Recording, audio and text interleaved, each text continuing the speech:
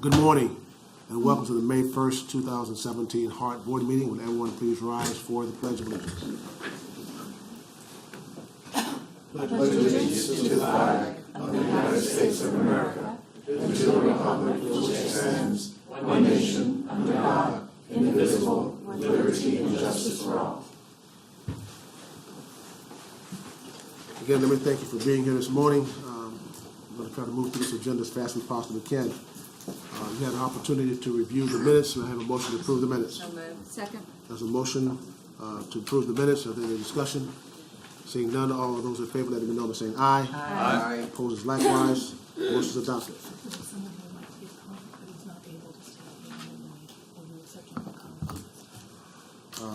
Yeah. First, before we do that, is there anyone speaking on any agenda items? Do we have anyone speaking on agenda items first?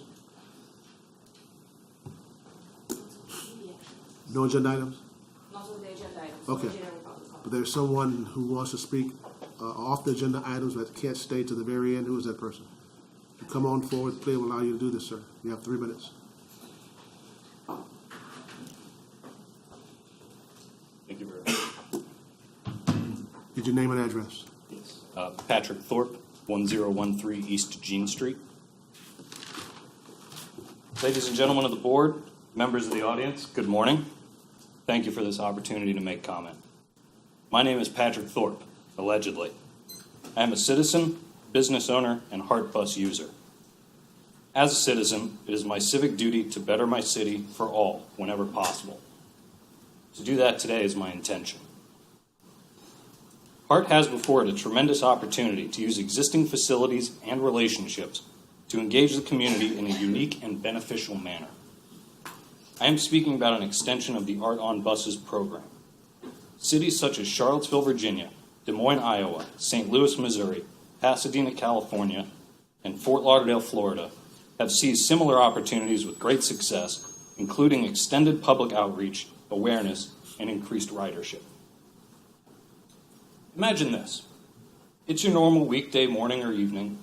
You're a pedestrian, cyclist, or in your personal vehicle.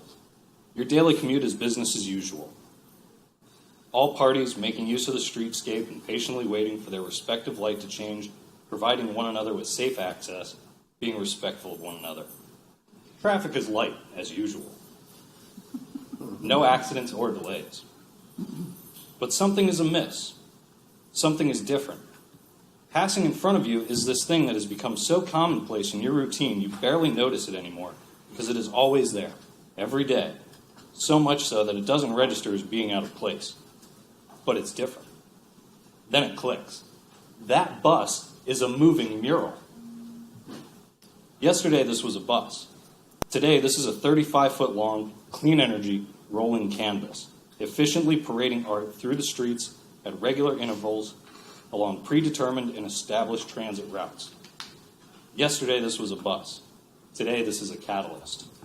An opportunity to establish a young artist within the community. An aperture for the daily commuter contemplating public transit over personal conveyance. A unique device by which HART can positively influence the community far and wide. I will cite an example of community impact from Charlottesville, Virginia, where an art bus program is already in its 3rd year of implementation by organizers of the Tom Tom Founders Festival, an event with statewide reach, quite similar to our own Gasparilla Music Festival. The citation reads, "Congratulations to artist Paul Hostetler. After tallying the results of over 1,000 public votes, a CAT employee vote, and a jury panel, Paul's dinosaur design emerged as the crowd favorite. Come April, Paul's design will wrap a 35-foot clean diesel bus that will be seen by more than 200,000 people throughout the Charlottesville and Albemarle areas. All 13 finalist designs will be printed on limited edition posters this spring and displayed in CAT bus shelters throughout Charlottesville, transforming them into pop-up art galleries." Thank you, sir. That's your time. Thank you. And may I note for the record that Patrick Thorpe's name is not allegedly Patrick Thorpe, but your firm is allegedly, correct, sir? Yes, ma'am. Thank you. Okay. Thank you very much, sir. Thank you. Going to move into budget presentation. Stewart. Morning. Good morning, Mr. Chair, board members. Jeff Seward, Chief Financial Officer of HART. This morning, we've had the opportunity, Ms. Egan and I, to have talk with you, as well as the committee, on the budget preparations for fiscal year 18. This morning, I am going to recap that information, what we are planning on for FY 18, the complexities, the hurdles that we have to overcome in achieving a balanced budget for next year, and the path to get us there. So, the pressures that we have on our organization and the budget preparation process, specifically for 2018, and the same, really, the same pressures that we're under right now in the current fiscal year. Those of you that were at the committee meeting with the CAFR presentation, we talked extensively about fund balance. And we have talked over the last few years of needing to dip into the fund balance since 2014 to about $10.4 million to ensure that we were able to balance at the end of the year for increased expenditures, particularly around personnel expenses such as health care and liabilities. So we have that going into next year. We have our collective bargaining agreements, which the board approved. We have a 3-year total impact of $4.9 million. Next year is right around $1.9 million of impact in the FY18 budget. We're seeing the results of a decline in ridership, which is not unique to this area. As a matter of fact, an opportunity this past week visiting another country and opened up a newspaper, and the very first article in the newspaper was declining bus ridership in the Cambridge area. And I'm like, one, I can't get away from it. And two, it was fascinating to read the fact that they're trying to lure more people to public transportation in an area that was extensive public transportation just 5 to 10 years ago. So looking at why those dynamics are occurring, and we're not immune to that. We're seeing decreases as well, 11% since 2014, which is about $3 million of decreased revenue. And then our continued increases in personal fringes and in our liability costs. The pressures that we're facing going into FY18 and what that looks like. The good news, FY 2018, we're looking at countywide around an 8% growth in ad valorem, estimated around $2.9 million. As you may recall, we made a commitment to drop that any increase in ad valorem over the prior year, drop it to fund balance to help us build up those reserves.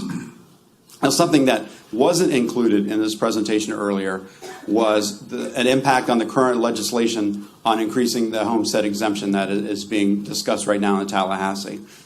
We did rough cut numbers about 10 minutes to 9 this morning. We will have a much deeper dive into that, but we're looking at anywhere between $4 and $5 million decrease in ad valorem if that passes. When you're looking at Is that per year? Per year. So if you're looking at a $30 million ad valorem intake and you're looking at a $4 to $5 million decrease because of the homestead exemption increase, that could be substantial to us. Well, you just opened up a can of worms. Our hands are going up. Just quick. Yes, yeah. What is the bill? What are they looking for? Increasing it from 25 to 50. 25 to 50? No, Okay. 25 to 75. Well, So right, 50%. depending on the valuations of the homes.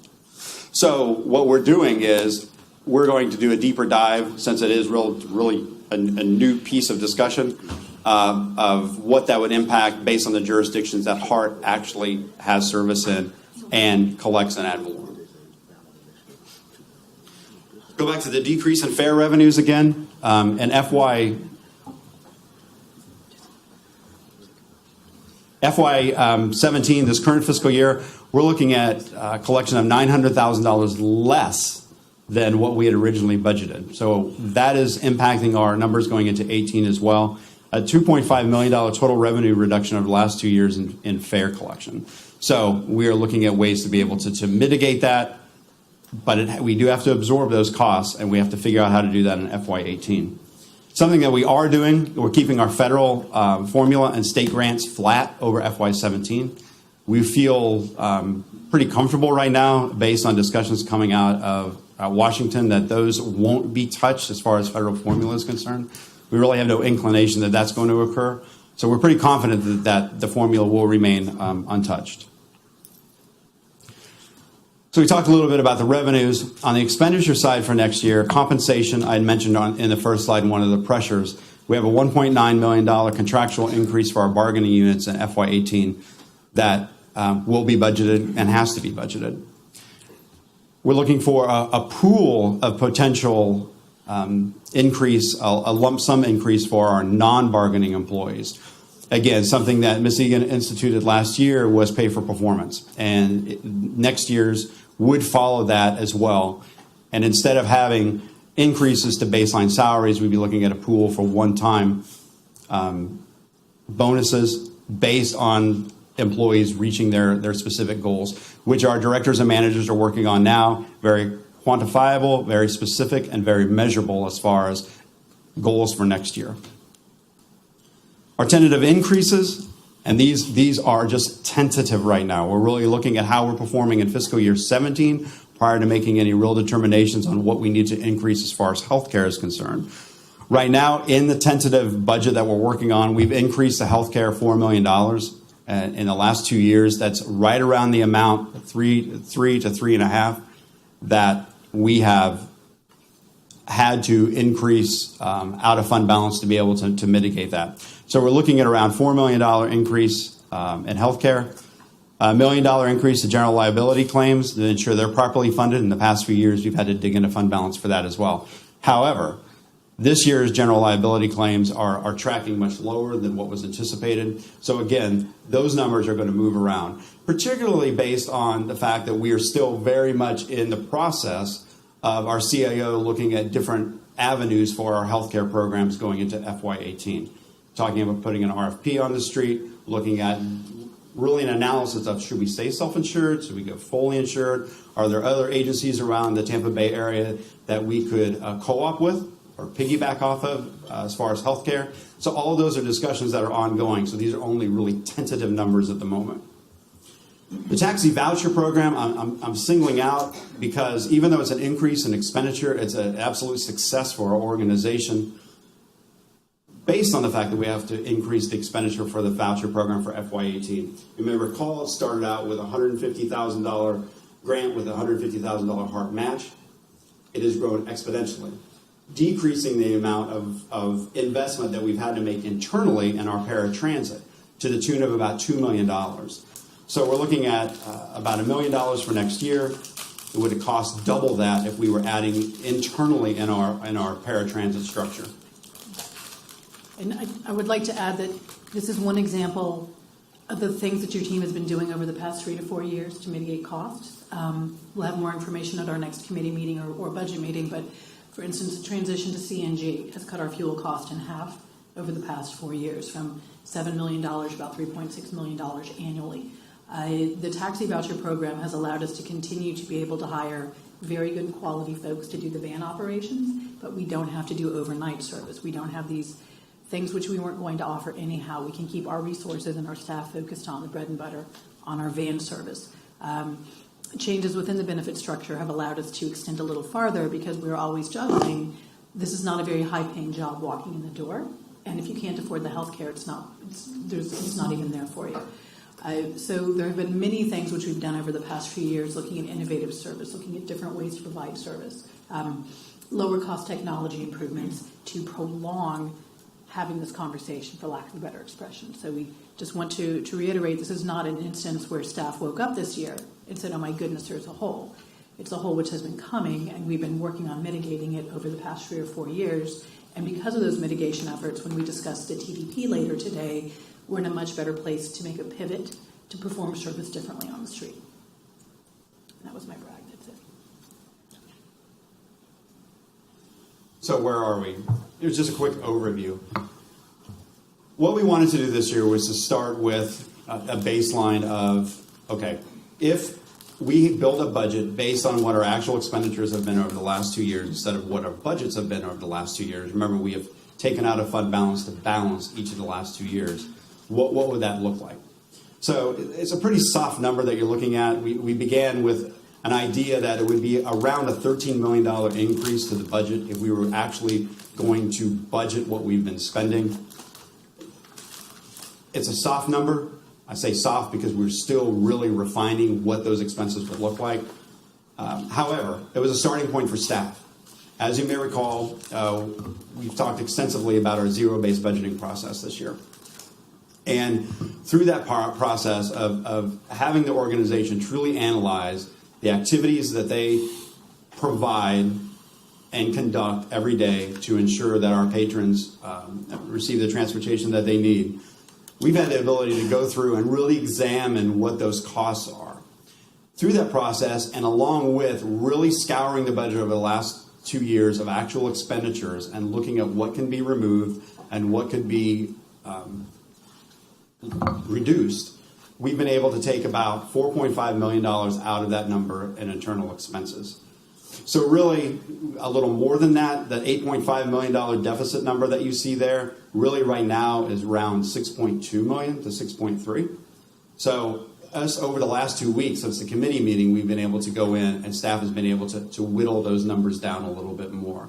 However, we whittle probably as far as we possibly can with internal admin overhead. So to that point, what are we going to do to mitigate this? There was a workshop which Ms. Egan is going to talk to you about in her comments to look at our current service models and see what can be saved from service adjustments. We're continuing looking at support functions within the administrative construct model of our organization, meaning we're looking at functions that perhaps we don't need to be doing as an organization. They need to be done, but perhaps we don't need HART to be performing them. So we're looking at those analyses as well. We're looking at a review of non-critical FTE vacancies. So as vacancies come up in our organization, we're examining them on what the criticality to the mission and the organization is. Should we refill them? Should they be put somewhere else? Or can they actually, the FTE itself, just be eliminated from next year's budget? So we're looking at that as well. And then again, I mentioned the healthcare coverage options that are currently being researched. So we have a lot going on right now as far as continued searches for cost reductions, looking at ways to do administrative functions internally differently. All those are underway. In preparation for, we're looking at the June 5th HART Board Meeting to bring you a true tentative budget. Our goal is to have that budget. There is not a requirement to have a tentative budget balanced for you. We would like to be able to bring a budgeted or a balanced tentative budget to you on June 5th. So we're going to be working on that extensively over the next month. Hopefully with some service retooling, more changes internally as far as we're doing business in-house, and be able to present that to you on the June 5th board meeting.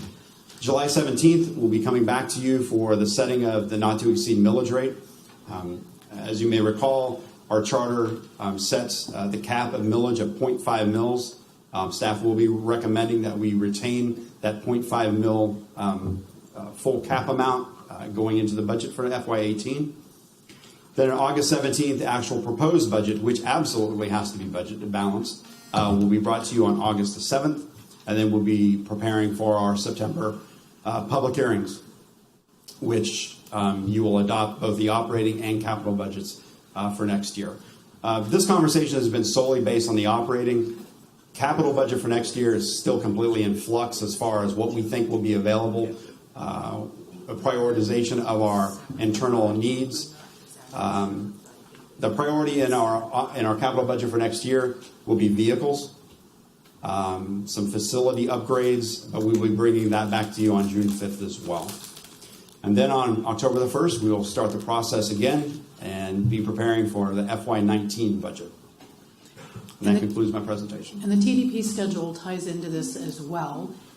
We will come back on May 15th with some retooling of the system, what we've seen from our consultants, some pretty neat ideas, and also right-sizing and realigning. Again, if a route is at 7% fare recovery, it's not just that folks aren't using it, it's we're not really treating that community, we're not giving them good service. So what can we do which is more dynamic, something which is a different way to tackle that service?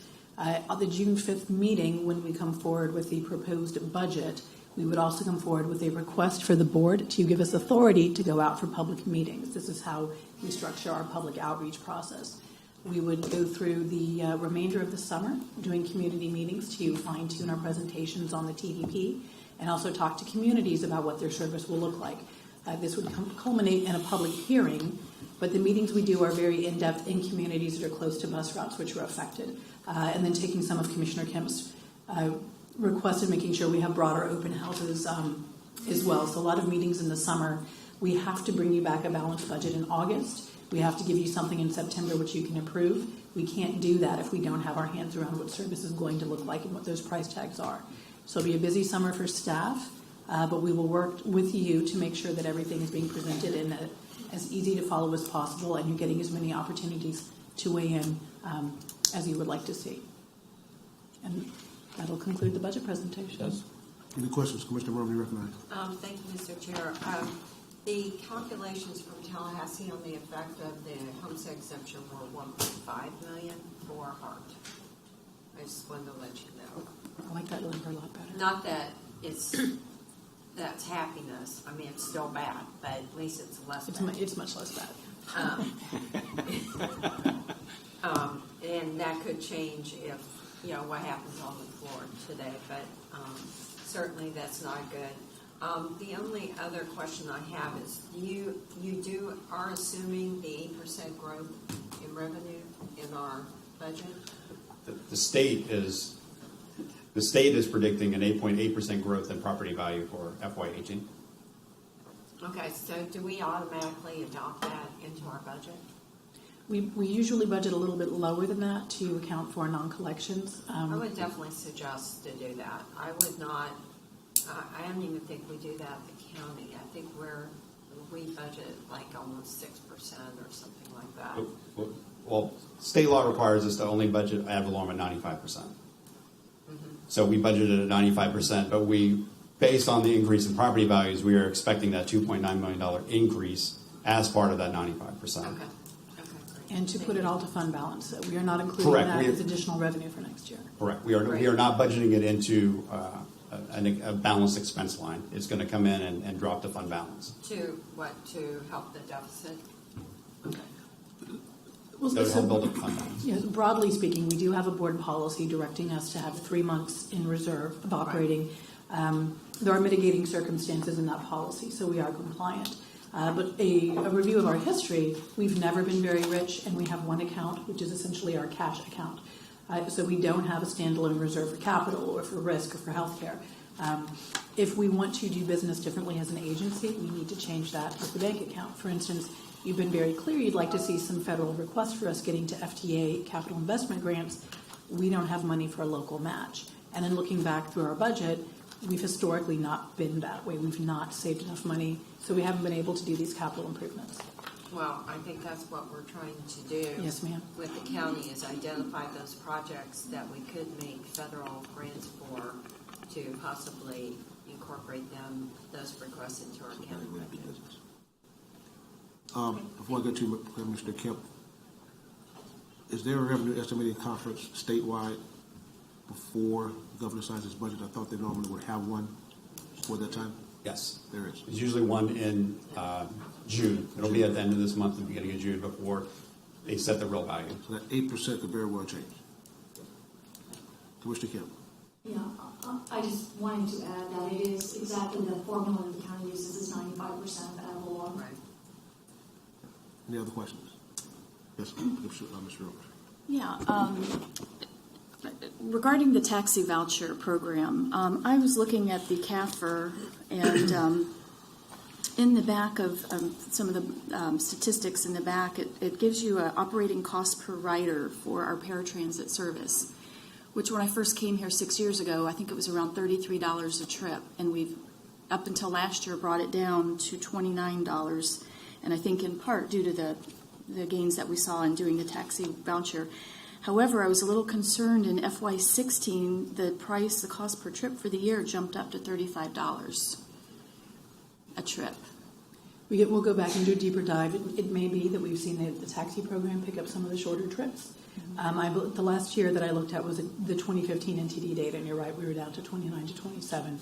So we'll get with our planning staff and looking at Justin and do some slicing and dicing on that. Okay, because I truly think we're on the right path, and it was just very surprising. So I would like to see what might be causing that, because I know the only area of ridership where we're seeing growth is in our paratransit, and if our costs are jumping up quite substantially, we need to understand why and see if we can't mitigate that. Councilor Suarez. Thank you. In terms of, I know that have you already talked to the city about incorporating into our health care, our clinics? Have you? I know that you were supposed to be meeting with those folks. We're going to allow our Director of HR, Brooke Biscate, to answer the question. And anything else on healthcare, the team has been working very diligently. I think she's probably prepared for any question that comes her way today. Okay. Good morning. Thank you for the confidence in me with that. We did talk to the city of Tampa, and they said they were not interested at this time. We've talked to Hillsborough. When was the County, last time? When did you talk to them? Probably 2 weeks ago. And who was it that you talked to? Regine Locke, she's the risk director. Regina Locke? Ms. Crum, we've been playing phone tag. She said the last thing I talked to her about was getting with her admin assistant to set something on our calendar. And what was the reason why they said they weren't interested? Because of the aggregate numbers. Okay. And that's something that we can talk to other partners. Let me just stop you right there. When you mean aggregate numbers, are you talking about the total number of employees, total number, what are they talking about in terms of The total aggregate? number of employees right now. Meaning that we don't have enough from HART to add into the system to make a difference? Yeah, she said right now that she feels like that would be taking on a burden they didn't want to. Did she do an analysis as to why that was? Obviously, it sounds like a pretty quick answer to you. It was a quick answer. Okay. Because, yeah, if we said, okay, let's do it, the next step would be looking at our numbers with their numbers, and that's with our claims and everything. What kind of population base do we have? Is it very healthy? Is it not? And we would also want to look at the city of Tampa to say, are they healthy? Are they not? Would it cost us more to join the city or the county or whatever? So that would be the next step. So it was a quick answer. Did you explain to them that you're not an Amway salesman I did. or anything like that? Analysis. She called it your request. Well, no, it could have been that, but I will tell you, to have a quick response like that when they haven't even looked at the numbers, because when you look at the economies of scale, there's no reason why our costs and the cost of HART should not go down. There's no doubt about it. I mean, it's not a huge number, but it should be something to help reduce some of the costs that we have here. And I'm a little bit disappointed, I'm a lot disappointed that they gave you that quick of an answer. So I will follow up to make sure. I want to make sure you all had the opportunity to talk with them first.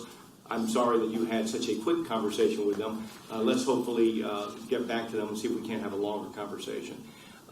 Thank you very much. I appreciate it. The second thing that I wanted to ask our CEO, which is, because we are seeing decreases in riders, and this, of course, is across the board all over the country, because PTC will be going away, it looks like everything is pointing to the fact that the law will be changed, sometime this summer. What kind of effect do you think, or have you done any analysis as to what kind of effect it's going to have on our ridership going forward? That's an excellent question. I think the impact we'll see from rideshare is probably close to what we have going on now. Commissioner Kemp and I were talking about the anecdote of somebody I was speaking to in Carrollwood lives without a car, and they take the bus one direction, but they take rideshare to come home. So it's marginal, but it's still eating up on the trips. The lack of the PTC is not going to encourage more people to take rideshare. What it will do is open the door for us to look at our hyperlink model and see if there are ways that we could do that business differently, or is there an opportunity that hyperlink focuses on one thing and that Uber or Lyft would focus on something else. We, for instance, don't do service overnight. And I don't know that we have enough of a saturation in our county for Uber or Lyft to be interested in that market, but it may be something that we can look at.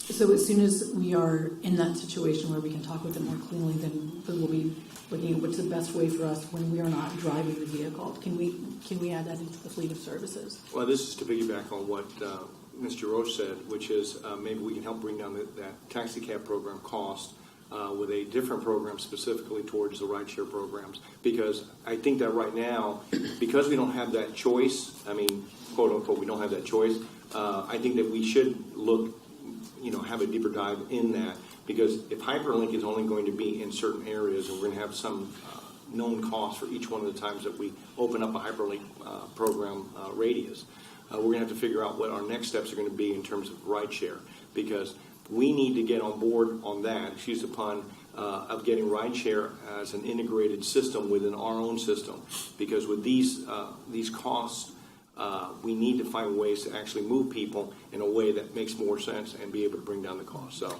I would, a caution on the paratransit side, the ADA trips. Our vendor with Yellow Cab, everyone is ADA certified, everybody is ADA trained. Maybe 20% of the trips actually need a wheelchair. We have folks who have an irregular gait from stroke, folks who have service animals, folks who are going to dialysis and just need a little more space to get around on the vehicle. This is not a market that Uber or Lyft have been very comfortable in, and when we look at Pinellas, Uber and Lyft have United, or they have Yellow Cab, or they have other accessible partners. So we will keep our eyes on it. But what we have seen is when we're looking for the quality of service and the requirements under the ADA, it's expensive for us, and clearly it's expensive for rideshare as well. Sure. So by them staying out of that market, that's been able to maximize their profits and keep them out of a more expensive business. However, we will keep every option on the table, and we've carved that footprint out in Florida and also throughout this region for transit. So we'll be in the front of that. okay, thank you. Thank you, Thank Chair. you, sir. Before I get to you, Ms. Melendez, while you're standing there, did you have that same conversation with the county concerning health insurance? I did, and the county has what they call kind of a join fee. It's around $5,200 per person. It would be about $3.5 million for us just to join. That was shocking also. Joy? It goes into the reserves. It's to build up the reserves. I don't feel so bad after all.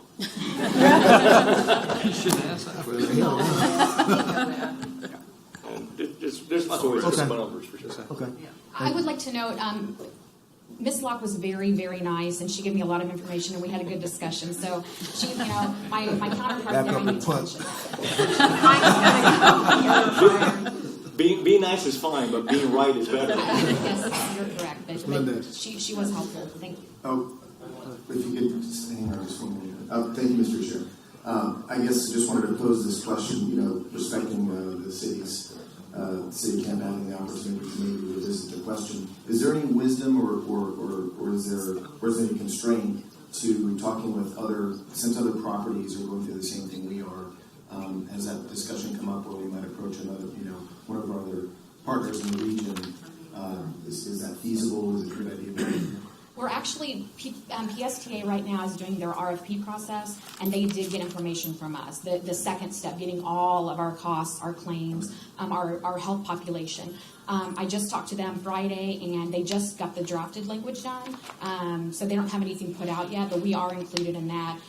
So that's a partnership that we're looking at. The school board has United Healthcare. We have Cigna. We could partner. We haven't got to that step yet with them yet. But it gets a little trickier because of sharing data. Cigna and UHC don't often do that, kindly.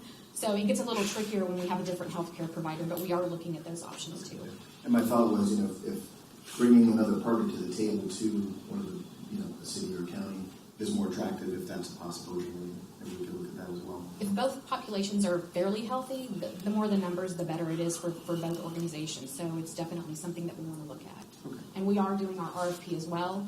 I think that there's a lot of cost savings we can have in our ASO fees.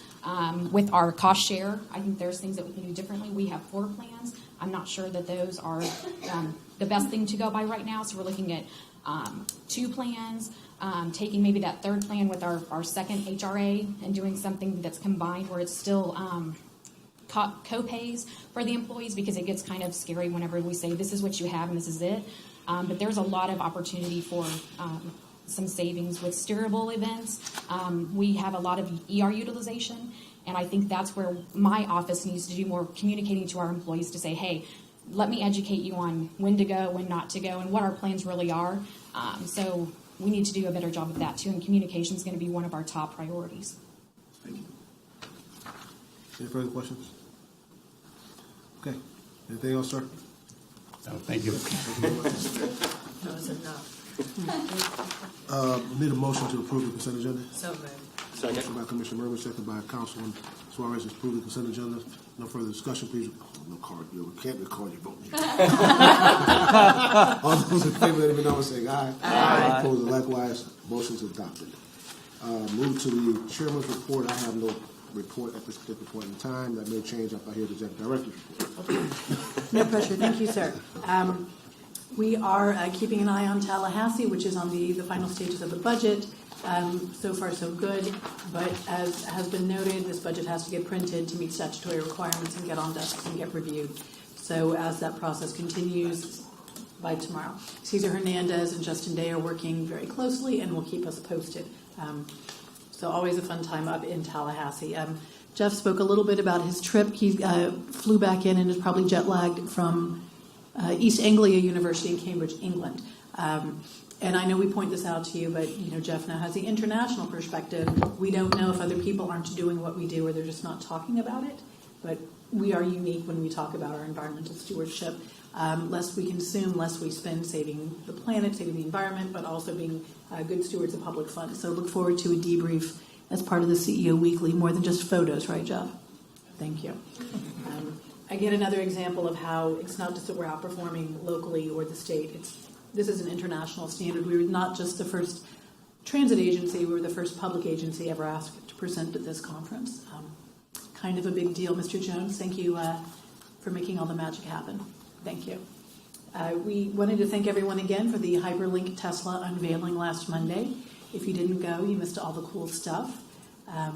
We have, I think Cesar's posted on Twitter, he's taking Hyperlink, and he posted the Tesla showing up to get him from his house in New Tampa, which is actually pretty cool. We are taking the vehicle this week to the Team Florida quarterly meeting, so we'll continue to be the cool kids. And it's been very interesting, the conversations which have opened about the public-private partnership, the fact that private entities are making this investment, that it allows us to go electric, start seeing how that market goes. A lot of interesting stuff from there.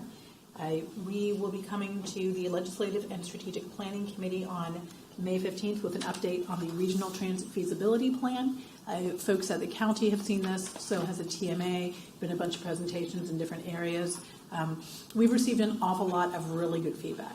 And so instead of continuing with the process as scheduled, we are taking this 2-month break between the TMA meetings to roll all this comment and this feedback in to make sure that as we continue forward, we do have consensus. As you're aware, the DOT commissioned this study to see which projects in the region would be most likely to get federal funding and therefore state funding, but we've heard an awful lot of feedback of what if we want to go it alone.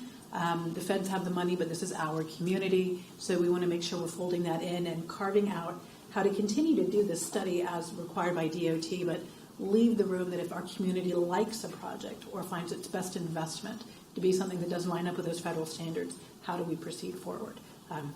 So just coming back, and you'll start seeing some of that information at the May 15th committee meeting. The Flamingo Smart Card, we don't talk so much about that, but it's our first big regional project, our regional fair program. Smart card reading installation has begun. So remember, we are ramping up to early next year. Everyone can pay on a smart card or their cell phone. We are not looking at a fare change at this point. Our fare recovery is in 22 to 23% across the system on average. We are not the highest in the state, but we are not the lowest in the state. And in a time of declining ridership, any kind of change to fare will further depreciate ridership and fares. So as long as we're in a good neighborhood, we're going to continue forward with the fares that we have. And I would hate to increase fares and try to get folks to figure out how to pay for it on their phone at the same time. It would be insult to injury. And again, we anticipate a fare change would not net a significant revenue at this point and would further depreciate ridership. We are also continuing to focus on keeping the community informed. Thank you so much for the consent agenda. We now have a marketing contract. So look for marketing plan. If you as a board member, I know Commissioner Kemp and Director Jacob were interested in speaking to the vendor. Let us know. The prime is based out of Atlanta, but we have local subs, and we'll get those meetings put together. We continue to have a great story to tell. And again, over the summer, the story is we are figuring out the best way to line up the resources we have with what our community needs. And that takes me into the TDP conversation. We had a TDP workshop last week. That was a 2-hour presentation, which is why you don't have it scheduled for today. 2 hours is not going to work out, but it did come out via email late in the day on Tuesday. If you did not receive that, please let us know. We can transmit it again. The overview is we are required by state law, state statute, to do our transit development plan. It's very bureaucratic, it's very focused on number crunching, and we have to do a big update every 5 years. So we have taken the opportunity on this 5-year update to do a comprehensive operations analysis. In the transit world, folks talk about service being redesigned in Houston, service being redesigned in Boston or Eugene, Oregon, or most recently here in Jacksonville up the street to make service move quicker and rationalize where we're going with service. So we're looking at that process. The presentation has an awful lot of information on demographics of where folks are now, where they're moving to, showing areas of growth for us. Highlights from the observations thus far on the comprehensive operations analysis. We do not have high-frequency east-west corridors. A lot of our service is on Nebraska and Tampa and going north and south. So we are looking at how can we address an east-west corridor. My preference is Hillsborough, but we'll see what the consultants come back with. We have a few transfer centers which anchor all our transfer information in, and we should look at broadening this out throughout the county so folks can transfer at a street corner. For my trip, Route 36 to 34, if I transferred Hillsborough and Himes, it could take me 7 minutes to get across the street, and my stop is a shelter, which is pretty much on top of the road. Clearly doesn't feel very safe, so how do we improve that experience? We don't have frequent connections between major activity centers like downtown, USF, and the airport, and we have some competing services on corridors. A couple things we did want to highlight is, again, it shows fantastic performance data. Our ridership has gone up 78% in a window that the county's population has only gone up 43%, and the city's population has gone up 26%. So the use of our service has greatly outpaced the growth in our communities. We continue to be one of the lowest cost per passenger trip and mile of any of the peer entities we looked at, and these were peers from around the country. So we have a lot to be proud of, but that also means we don't have that much to work with. We're as efficient as we can be, and there's only a certain amount of how thin we can take our service out. The presentation also recapped the feedback we've received from passengers thus far and folks who are trying to survey to ride the system. And it is a truism in transit, focus on frequency, and that's what we heard from patrons. Frequency, frequency, frequency. We do not have routes which run every 2 hours or run every 75 to 90 minutes. You see this in other suburban areas. I would argue if a route is every hour and you have to wait to connect for an hour, you don't have transit. I don't know what I would say that you have, but an hour to an hour to an hour, you can't live by that. And what we've heard clearly from our patrons is they want to see more frequent service invested in a place that makes sense for that service.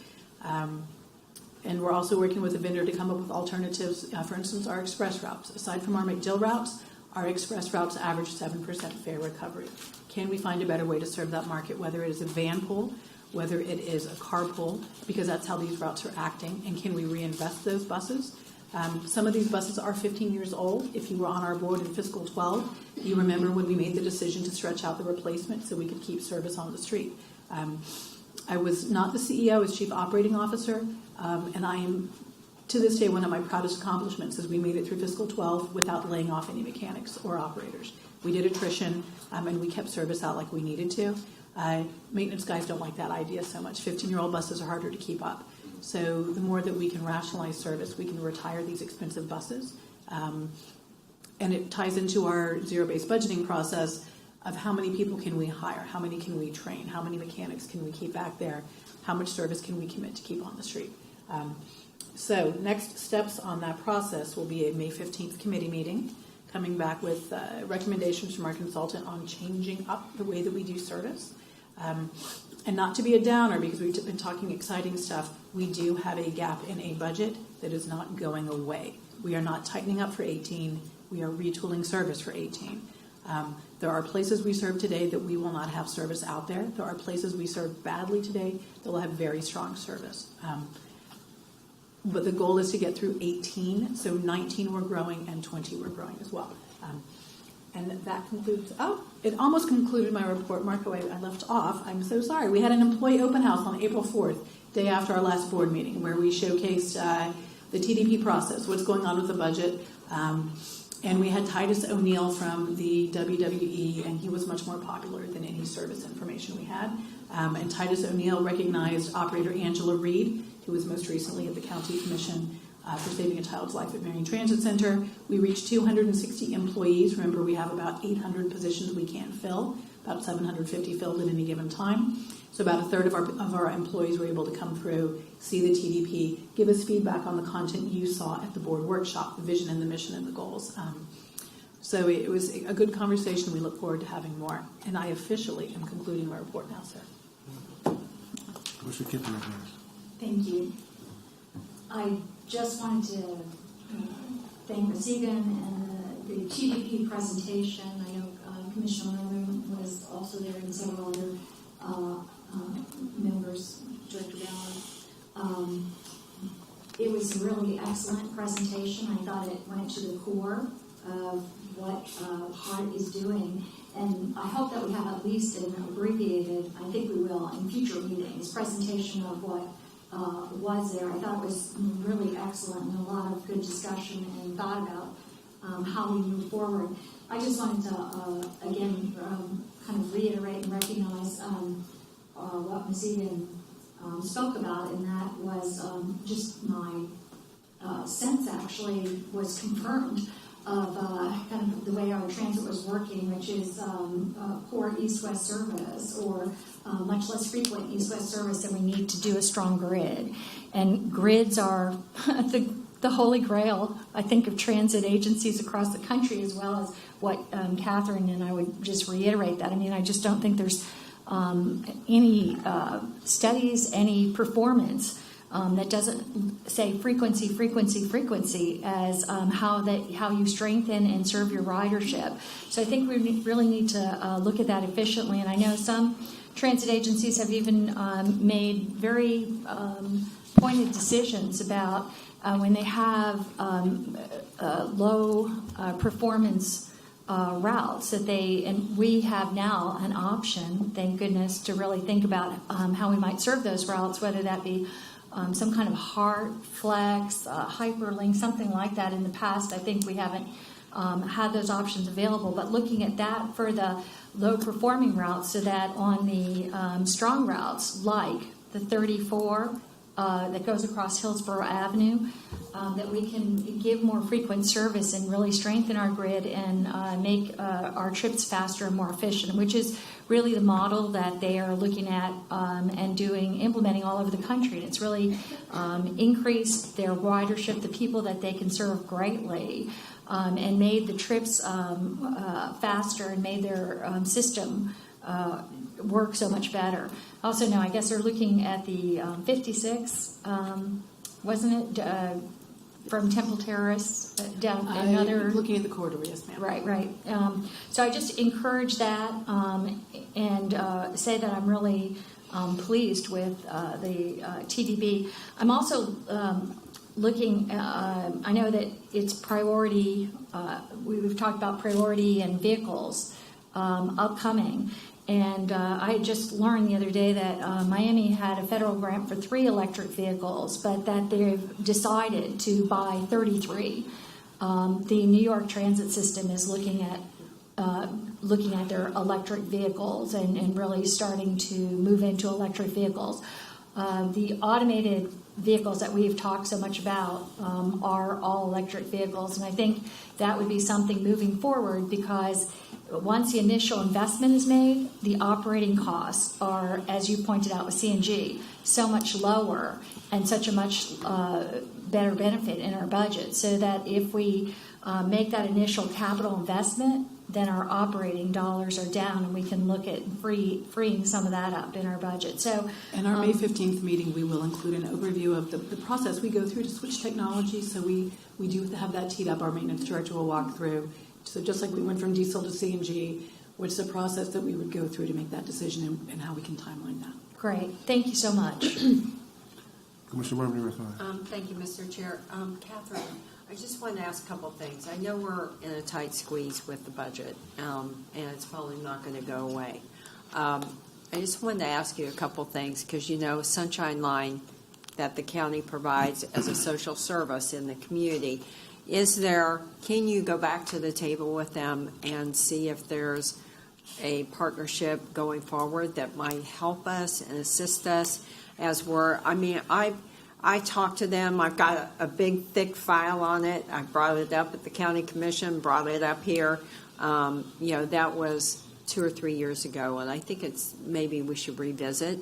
That's another area I think where the county could provide some assistance going forward. We had we had good conversations previously. We ran into some differences in accounting, for lack of a better expression, but I will, with your approval, lean on your office for assistance on this. Well, it's kind of like the health insurance situation. If there's a difference in accounting, obviously, I think we can intercede, maybe help out in some of those areas. The other is PSTA. Has anything developed, or is there any partnership going forward, like health insurance, whatever? Is there anything we can do to help us cut costs by partnering with them and maybe increasing our purchasing power going forward?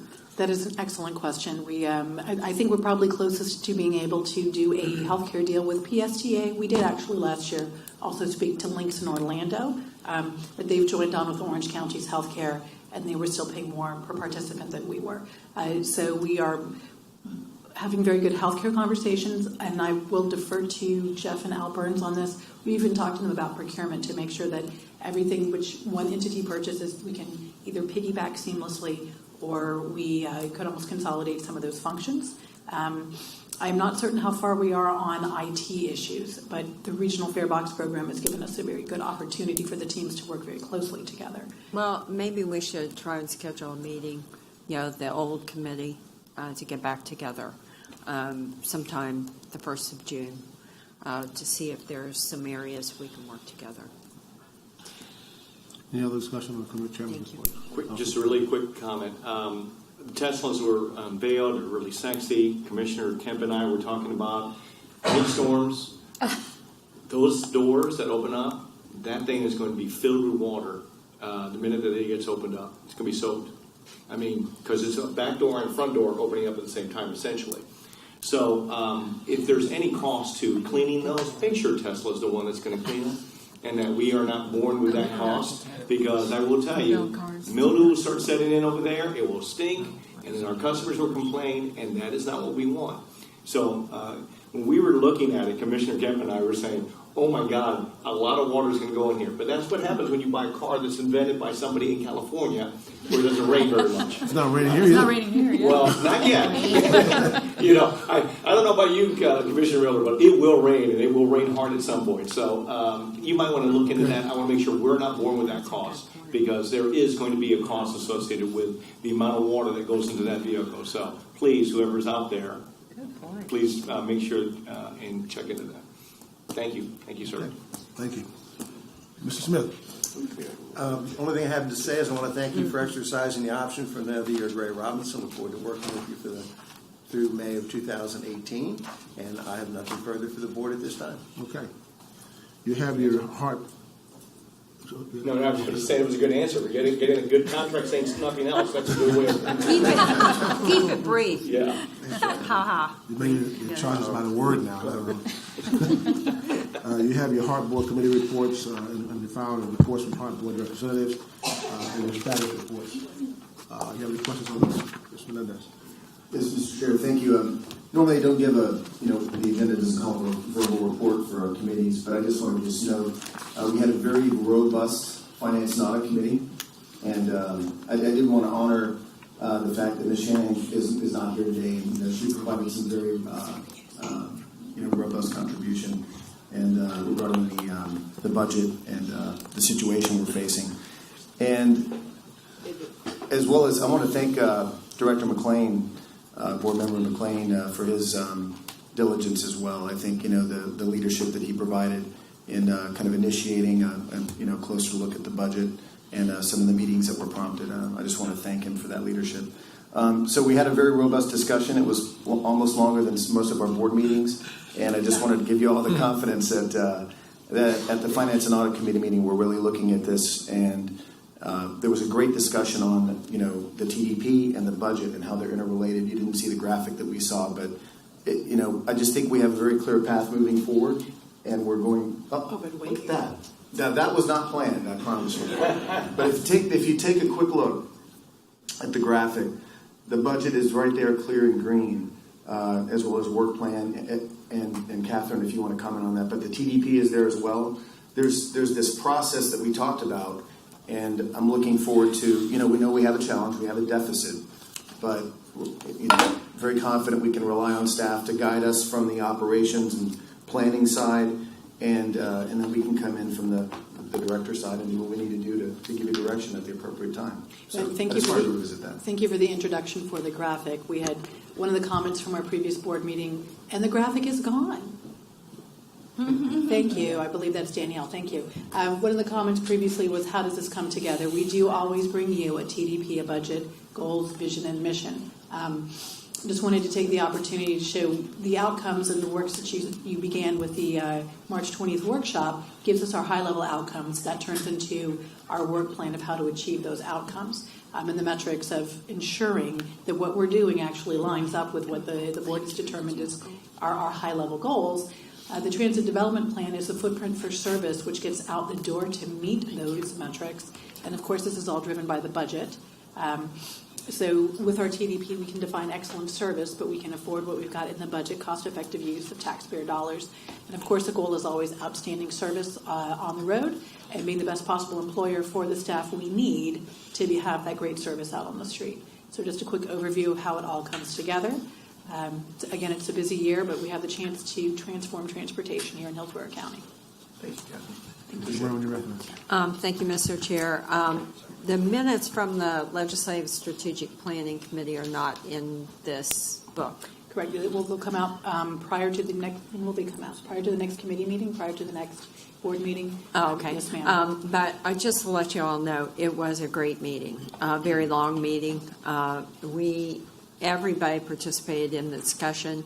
And moving forward, we are having this next meeting, May 15th, and then with a possible joint meeting with the Finance Committee so that when we bring it to the board in June, it will be fully vetted by everyone, the good, the bad, and the ugly. So I think it's we have some very transformative ideas. I was very pleased, and these meetings are open to all of you. So it's not just limited to the members, but the one on May 15th is going to be very important. Okay, thank you. Anyone else? Before we get to the public comment, let me go back and do this in the chairman's report. In light of what's happening in Tallahassee probably today, and the Senate's probably on the floor right now, and I don't know if they're taking up the homestead exemption issue. That is a budget maker up there right now, a budget buster. If it does not pass, it's a budget buster. Back up. The budget has to be on the desk of legislators tomorrow before to get out of there on Friday. It has to have a 72-hour code of off period. They haven't printed the budget yet, but they can print it by tomorrow morning and have it on the desk. If it does not pass the budget buster, that throws the whole thing in the limbo. But I think it's going to pass. If you did an experience in Tallahassee, Commissioner Member's been up there, it will probably pass because it's a good soundbite. Taxes, a homestead exemption additional to what they have now. Great soundbite when you're probably running for governor or United States Senate. It does have to go to the public. But John Q. Public says, I get an extra $25,000 homestead exemption. Yes, I'm going to vote for it. Not realizing that if that passes and we in local government, be it county commission, city council, HART, will have to make some serious adjustments. You call for your fire department to show up, they don't get there on time because of the mere fact we got to make those cuts. So I'm going to say this to our people that are looking, your committee or whatever's looking at the budget, henceforth and outward, take into consideration now that if that passes, we have some serious problems. Right. And we can't wait until the public votes for it or against it. We've got to be proactive and start working on that now. Because it is my belief that if it does go to the ballot, which it probably will, if the Senate passes today, the governor will probably sign it, and it will be on the ballot next year, it will probably pass. And these 60% will still probably pass. And then we got some serious problems. Counties, cities, HART, And a lot of other agencies in this county will have to do some serious soul searching and what they're going to do budget-wise. And what we're going to have to do budget-wise. It's going to be tough. Going to be tough. Just had to put that out there. And Mr. Chair, if I may, and just numbers, from a numbers standpoint, that would be on top of what we're currently working to address, which is roughly soft number 8.5 million currently. Thank you. And thank you, Mr. Chair, Commissioner Miller, former Senator and State Representative Miller. I think that's why, I knew about that proposal going into the meeting, thinking it's probably going to pass, because that's what happens up there. They have so few local elected officials that are in the Senate or in the House. So they probably don't quite understand the impacts, but we are focusing. Actually, I had a 10-point plan, and we are focusing on the routes that are the most cost-effective, give us the best return on investment, using van pools, et cetera, to on these lower ridership type routes. We don't know what that's going to look like yet, and that's why Catherine's gone back. She's putting the pencil to paper. But those are excellent points, and we're going to have to really be a lot more creative going forward. Moving to Commissioner Kemp, short, please. Thank you, Commissioner Miller. I also just wanted to say thank you for raising that as a point. I do think we have to be very aware of that. I think it could be very devastating for us, wreak havoc with really local government and local agencies. So, yes, we have to plan and look at that, but it's going to be a very, very harsh reality if it comes to be. Get ready for it. Public comment. First speaker is Mr. Ron Weaver.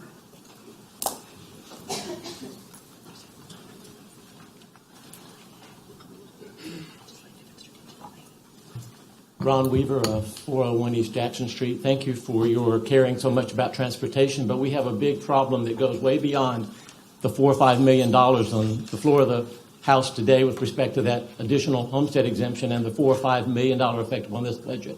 I think we have to finally bite the bullet after 19 years of delay and adopt a 1/2 cent sales tax for 30 years and do it in 2018 instead of 2020, because every few hours we have a $3 or a $5 or a $10 million threat, problem, or deficit, and hundreds of thousands of Hillsborough County folks are victims because they're disabled, they're elderly, they cannot afford a car. Businesses do not come to areas that do not address their mobility. Our wages are $11,000 behind Atlanta because we have not stepped up to the plate.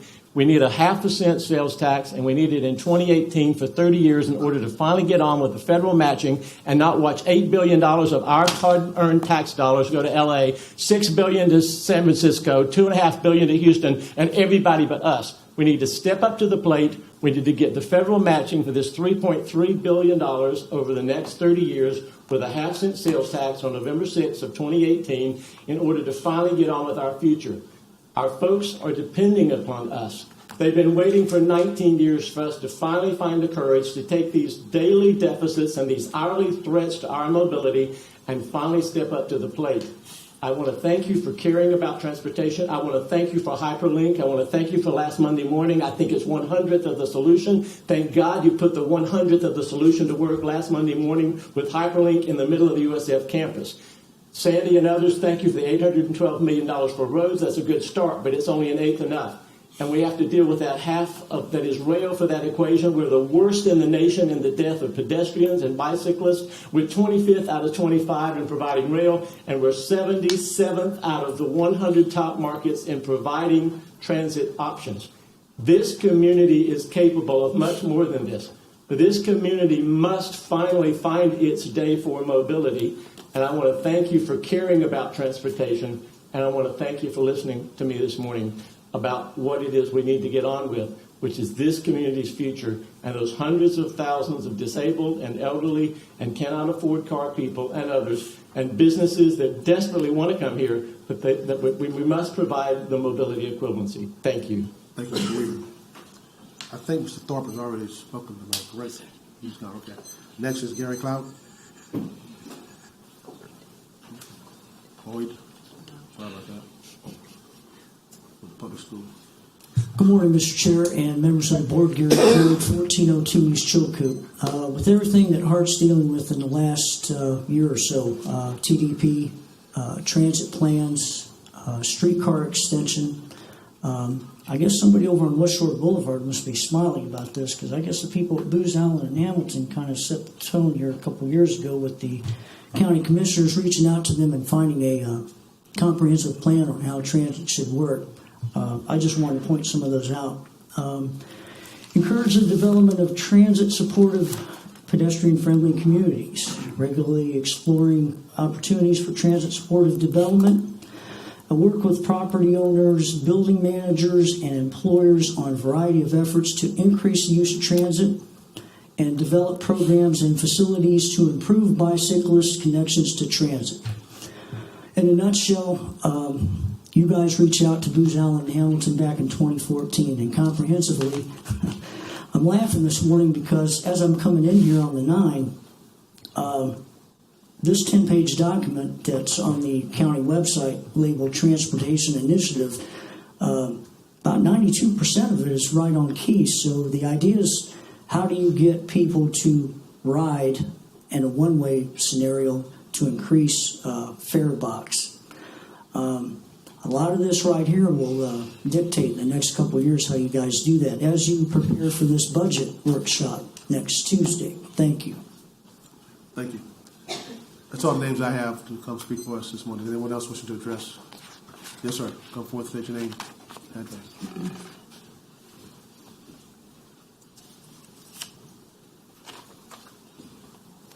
Good morning, Boyd. Daniel Silva, President ATU 1593. Good morning. I want, actually, guys, you applaud yourselves for this innovation.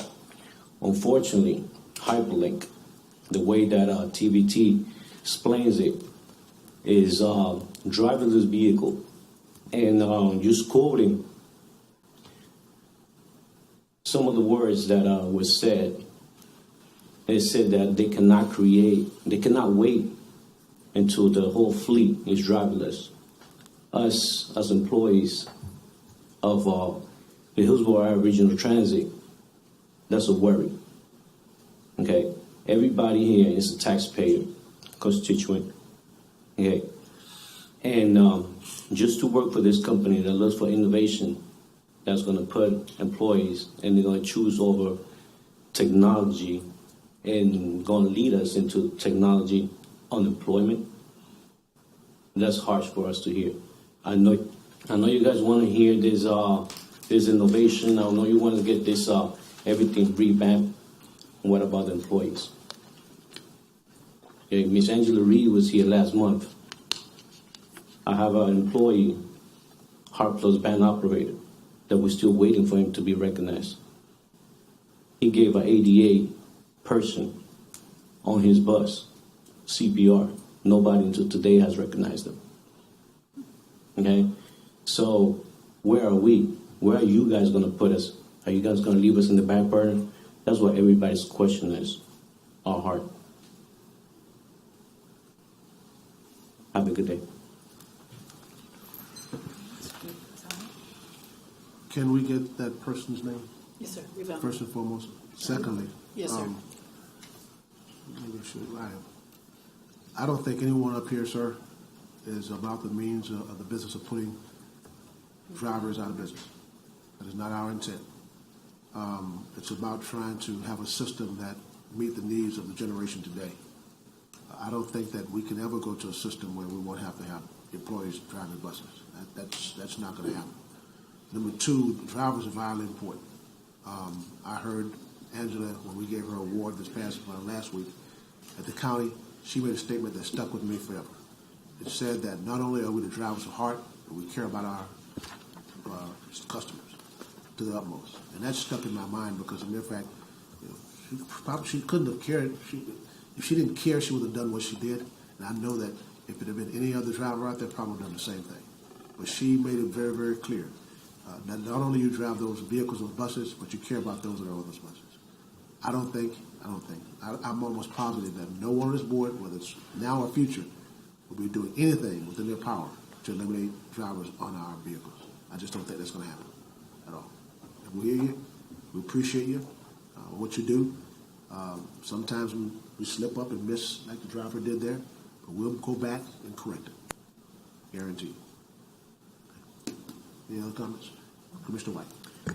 I have a question. The driverless buses certainly must require employees to do something. We just don't put them out there and forget about them. What types of things need to be done or maintained or watched over by an employee? At this point, driverless technology is not fully driverless, which is to say there's still somebody there watching a steering wheel, making sure they know what's going on.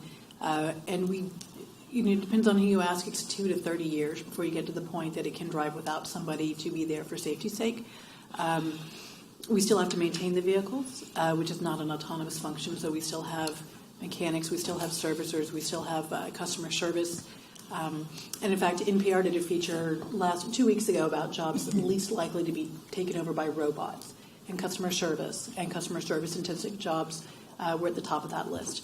So definitely it's an opportunity that technology is coming in, but the places where it might go would be places that don't make sense for heavy hauling routes today, where we have a lot of starting and stopping. And it's not just with Miss Reed or a paratransit operator that needs to be mindful. It's to Ron's previous point, we're still dangerous for pedestrians, and until the technology is solid enough that when a child or someone darts out in front of a bus that we know to stop, we can't invest in a technology like that. So we're on the cusp of an exciting time. If you have a car that parks itself or has adaptive cruise control, you're already reaping the benefits. We look forward to getting an awful lot of safety improvements from that. But we are still a people organization. Sure. So it sounds like we're a long way off from being fully autonomous. So it's very likely that everyone at this table could be gone by then. But I'll just say that, for the record, well, gone from this board, not gone from this earthly life. Yeah. Good point. Yeah. I want to still be around. Yeah, right. Yeah. Good point, Mr. Chairman. But I'll just say for the record that at the appropriate time, I hope that HART will consider something like a fully expense-paid training program for any drivers that may wish to transition into a position that would support autonomous vehicles. Mr. Menendez, Thank you, Mr. Chair. Yeah, just I appreciate the comments from the public there, and I just wanted to note that there are two terms that are used with this new emerging technology: driverless and autonomous. And when I think of autonomous or autonomy, what I want to focus on in my comments here is the fact that what I see the technology driving, not just us to, but us as a society to, is technology aiding us in being safer and more efficient. And so from my perspective as a board member and the chair of the Finance and Audit Committee, a couple points. Our biggest expense is people. We know that. That's, I'm not going to sugarcoat that. But I think that immediately translates to that's because our most valued asset is people. And when I think of what's happened recently with our operator who saved the young girl's life, and then we have a second instance, our operators are more than just driving a vehicle. And there will always be more than that to me. And I just wanted to add that. Thank you. Mr. Dick. Yeah, well, Director Melendez stole some of my thunder because I was going to say the same thing about the terminology. I think we're a long way from driverless without a driver, somebody actually operating. And one of the things that sets us apart as a transit agency is that interaction with our customers, which is critically important. I can sit here for the next hour and cite experiences that I've had with our transit operators, in particular on the streetcar, that I use quite frequently, and how they've made an experience so much more enjoyable and better. And I think building transit riders for the future with the way they interact with our younger riders. I think that it's really important to recognize that driverless and autonomous are completely different, that autonomous vehicles will allow us to put on the road vehicles that are safer, more efficient, They'll be able to talk to each other. They'll be able to tell us before a problem happens on the bus in terms of a mechanical problem. It will be able to communicate with our customers individually when they're waiting for it. So I think it's about, how do we use this technology moving forward to enhance the ability of our drivers to do their jobs better, more safely, and more efficiently, and better service our customers. And I think that's really where I see our direction going, is giving those tools to our operators to provide better service. Okay, thank you all for your comment. I'm sorry, Councilman. I hate to jump on the bandwagon here. This sounds like a motherhood and apple pie situation, but I think we need to ban the use of the term driverless, because it clearly sent a message to our drivers that they are on the chopping block.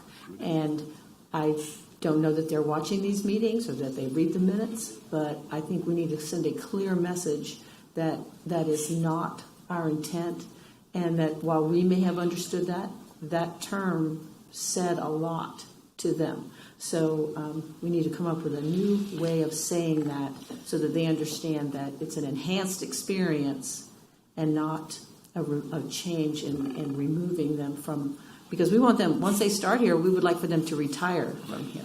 And so we need to make sure that is a message we send all the time. And it's every one of us take on that term, because we may understand what it means, but obviously it sent the wrong message. So thank you very much for bringing that to our attention so that we can make it publicly known that that's not our intent. Very good. Mr. Bowers, recognize. Thank you, Mr. Chairman. I just want to kind of reiterate everything that I've already heard. As we move forward in technology, I think it's very important for us to meet the needs of the future. But no matter what, how far we go in technology, I do not believe it will remove the human element. And saying that, I think that with our drivers, our operators, we need to further communicate the need that they will be there in some capacity. But we just have to make sure that we are helping them make the adjustment as we move forward to meet those challenges and changes. You're very important. You're the first line of defense for this agency. We really appreciate you, and we'll always try to protect you. Okay, thank you. Is there any old business? Mr. Jake? I'm not quite certain if this is old business or new business, but I just wanted to further on the concept that Mr. Thorpe was trying to put forward to us when he ran out of time. I believe he's asking us to consider an option to use a bus wrap, our typical wraps that we have on our vehicles, as an opportunity to showcase public art, to use this as a rolling canvas rather than use it strictly in an advertising sense like we do now. He has come to me, he's a young colleague in my industry, and quite a wonderful community activist thinking these things. I think it's a great idea. I've instructed him to look at ways that this could be paid for, because if we're losing revenue for bus wraps that we typically get, obviously that's a gap in a situation that we face now with a budget deficit. But he's correct. There are other agencies that do it. I think it's a great idea. I think it would be an interesting pilot program, and I think there are opportunities out there for grants that he and working with the community can help us to get to make this happen. So I just wanted to clarify that as he ran out of time. I don't think he was able to get there with what he was really asking for us. Any other old business? New business, Mr. Rose. Yeah, just after hearing the comments about the fare increase, I just wanted to revisit that. Typically, our policy has been every 2 years to look review, at yes, a ma'am. fare increase. Yes, ma'am. And I believe that our fare is lower than some of our sister agencies in the region. Are we taking that off the table for this? So Pinellas has the highest fares in the state for transit agency. We are right behind them. So if you remove Pinellas, we have the highest in the region, and we are in the top cohort of the state. We're not in an unusual place, but we're not dealing with a situation where a one-way trip is $2 here and it's $2.50 in Miami or other places. It's still it's $1.50 in Jacksonville, and it's less than $2 throughout most of the state and throughout the industry as well. We do review fares every 2 years, and in fact, we look at them every budget cycle to make sure that we're hitting the fare recovery numbers we'd like to hit. So at our last fare change, I want to say in 2012, we had been at 19% And through the higher ridership years, we were at 25 to 26%. We're still, again, close to that 22 to 23%. Given that we're in there, we are not the most expensive, but not the least expensive in the state. We are higher in the region, and that given under a normal fare change, we would expect to lose 2 to 3% of our ridership and 2 to 3% of our revenue, given what we're looking at for ridership and revenue. At this point, staff's recommendation is not to proceed forward, but we can come up with a more, rather than just a verbal report, we can pull together an official memo to distribute it done. Legislative and strategic planning, walking through the math. But staff have been working on this, over 6 months. Oh, okay, well, and going through the process. So it's been looked at more. Just, in my mind, I'm looking at the regional fare box and how if our fares aren't in line, then we're going to be losing a little bit more percentage share to the other agencies that might have a higher fare. So it might be, if you could just put a memo, it looks like there was some thought into it. And so we'll touch on that as well. Another component is we would be looking for one regional fare between the two entities, for instance. So there's the passport between Pinellas and Hillsborough, and that already exists, and there's already the mechanism set up for a share on that. But we'll go back through and make sure we have that information as well. Thank you. Mr. Bowers? Just another point I wanted to bring up.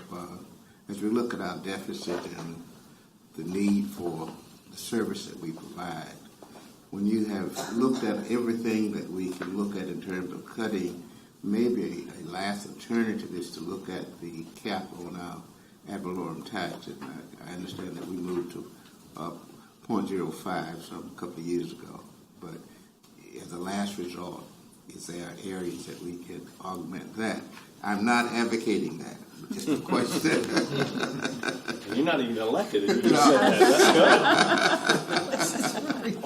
Is that a possibility that we can look at to try to make? With the board's preference, we could ask our general counsel to look into that. As you noted, we are at our statutory cap. Our friends in Pinellas are at the statutory cap too. We came in 1983 at 0.5. We stayed at 0.5 through 2005, 2006. So we just haven't, in the 30-odd years of our existence, looked at what is the process to address that. There was some discussion of this back in 2012 and 2013 under the merger studies. So there's a little bit of toe in the water, but we did not pursue this with GC to look at what would be the steps that you go through, who votes where, who does what. And one of the things to consider is we have a fantastic extended option attorney, but this is something that's usually outside of the realm of what the GC does. It would be looking more at local law, local specialty.